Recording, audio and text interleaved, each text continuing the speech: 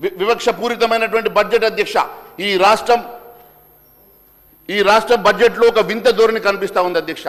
రాష్ట్రంలో అన్ని ప్రధాన సంక్షేమ శాఖలకు నిధులు తగ్గించిన ఈ ప్రభుత్వం అధ్యక్ష.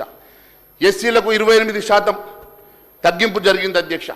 ఎస్టీ శాఖకు 16% తగ్గించారు అధ్యక్ష. మహిళలకు బడ్జెట్లో 46% తగ్గించారు అధ్యక్ష. అగ్రికల్చర్లో 5% తగ్గించారు అధ్యక్ష. బీసీలకు 202 కోట్లు తగ్గించారు అధ్యక్ష. కానీ మైనార్టీ సంక్షేమానికి మాత్రం 3591 కోట్లు కేటాయించి వారి మైనార్టీ సంక్షేమానికి మాత్రం బడ్జెట్ పెంచారు అధ్యక్ష.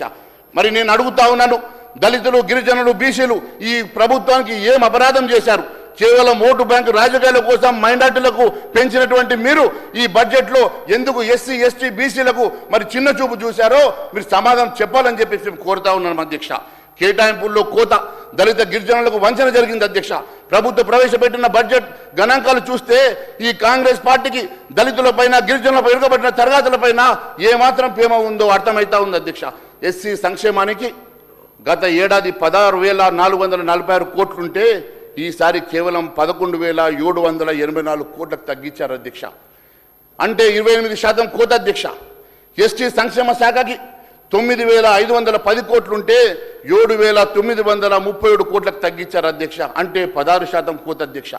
బీసీ సంక్షేమానికి గత ఏడాదితో పోలిస్తే 202 కోట్లు తక్కువ కేటాయించారు అధ్యక్ష.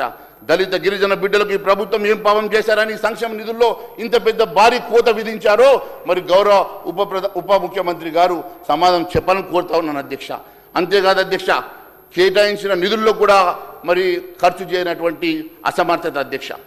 ఇది ఇంకా దారుణం ఏంటంటే అధ్యక్ష, కాగ్ నివేదిక చెప్తా ఉంది, గత ఏడాది కేటాయించిన నిధులను ప్రభుత్వం పూర్తి స్థాయిలో ఖర్చు చేయలేదని, జనవరి నాటికే ఎస్సీ, ఎస్టీ సబ్ ప్లాన్లో నిధుల్లో 1,000 కోట్లు ములుగుతున్నాయని చెప్పేసి కాగ్ చెప్పినటువంటి నివేదిక అధ్యక్ష.